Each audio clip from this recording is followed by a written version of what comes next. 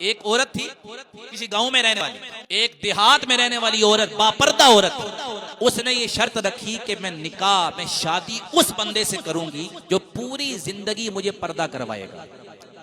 उस पूरे गांव में एक नौजवान ने ये शर्त मानी। उसने कहा मैं पूरी जिंदगी तुझे पर्दा करवाऊंगा, मुझसे शादी कर ले। उसने शादी कर ली, शादी दोनों की हो गई। वक्त गुजरता रहा, यहाँ तक कि अभी थोड़ा वक्त गुजरा था कि उसके घर वाला उसका खेतों में काम किया करता था, खेती बाड़ी करता था। काफी टाइम हो जाता था तो उसको घर आना पड़ता था खाना खाने के लिए। अब होता क्या, एक साल गुजरा, वो इसी तरह काम करता रहा, खाने के लिए घर आ जाता। एक साल के बाद अल्लाह ने उन्हें बेटे की नेमत अता फरमाई, उनके घर बेटा पैदा हुआ। थोड़ा अरसा गुजरा, अखराजात बढ़े तो घर वाला कहने लगा मुझे घर आना पड़ता है, आधा काम रह जाता है, लिहाजा तुम ऐसा किया करो कि तुम खाना मेरे लिए खेतों में ले आया करो ताकि मैं घर मुझे ना आना पड़े। उसने कहा ठीक है। वो औरत रोजाना अपने शोहर के लिए खाना पकाकर खेतों में ले जाती, यहां तक कि उसका पर्दा जो है ना आधा रह गया। पूरा पर्दा करती थी लेकिन आधा रह गया। इसी दौरान अल्लाह ने उन्हें दूसरा बेटा अता फरमाया।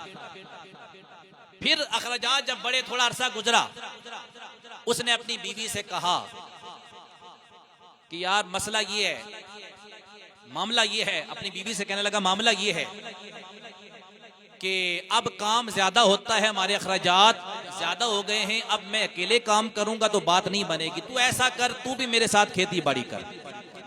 अब पहले पूरा पर्दा था, करते करते आधा पर्दा रहा। जब उसने अपने साथ काम पे लगा लिया ना तो आधा पर्दा भी चला गया।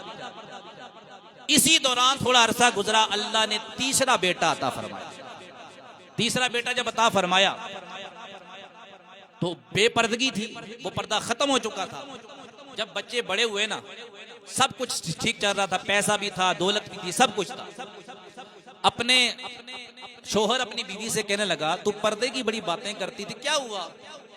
पर्दा ना करने के बावजूद भी हमारी जिंदगी बड़ी हंसी खुशी गुजर रही है, अल्लाह हमें नेमतें दे रहा है, मसला ही कोई नहीं। उसने कहा ठहरो, मैं तुम्हें बताती हूँ कि बेपर्दगी का नुकसान क्या हुआ। उसने कहा बताओ। उसने कहा तुम कमरे के अंदर चले जाओ, जब तक मैं ना कहूं तुमने सामने नहीं आना।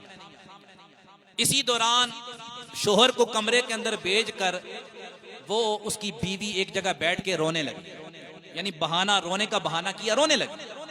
उसका बड़ा बेटा आया, जो पहले नंबर वाला, पहला बेटा, बड़ा बेटा आया। उसने देखा कि माँ रो रही है, कहने लगा माँ जी क्या हुआ, क्यों रो रही है, किसने आपको रुलाया, क्या हुआ?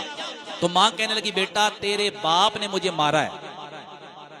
तो बड़ा बेटा कहने लगा कोई मसला नहीं, आपके घर वाले हैं, अगर गुस्से में मार दिया कुछ बात नहीं, आपके घर वाले हैं, मजाजी खुदा हैं, आप सब्र कर लें।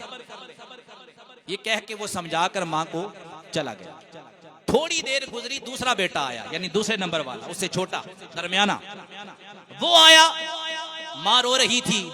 माँ को कहता है माँ क्या हुआ? माँ ने कहा तेरे बाप ने मुझे मारा है।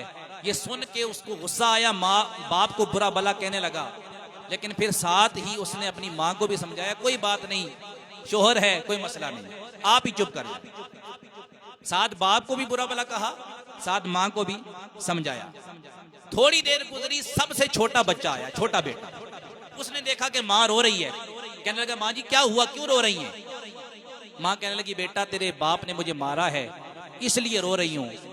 तो बेटा जब ये बात सुनने की देर थी, बेटा गुस्से में आ गया, और इतना गुस्से में आया कि उसने बाप को गालियां देनी शुरू कर दी, बुरा भला कहना शुरू कर दिया, मारने पे तुल गया। ये मामला सारा हो गया।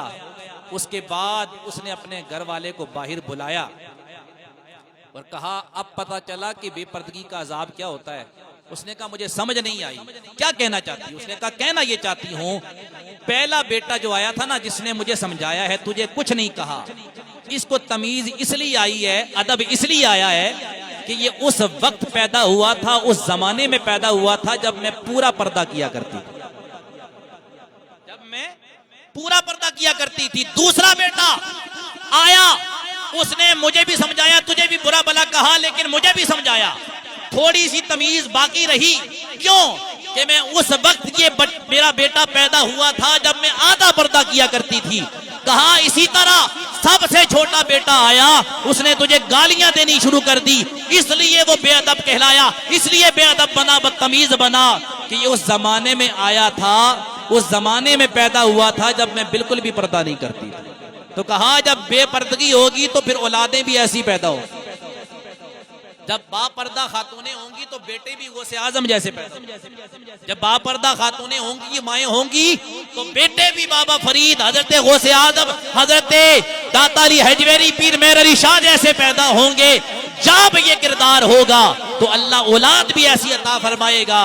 इसलिए घर में जब हम पर्दे का इंतजाम करेंगे, पर्दे का निजाम कायम करेंगे, दीनी माहौल बनाएंगे, तो यकीनी तौर पे अल्लाह ताला का करम होगा और अल्लाह ताला की हमें करम नवाजियां हासिल होंगी, अल्लाह की रहमतें हम पे नाजिल होंगी। तो दुआ ये किया करें कि अल्लाह ताला हमें बापर्दा अपनी खवातीन हों, अपने खानदान की माएँ बेटियां हों, बहनें हों, उन्हें भी तलकीन करने की अल्लाह हमें तौफीक अता फरमाए।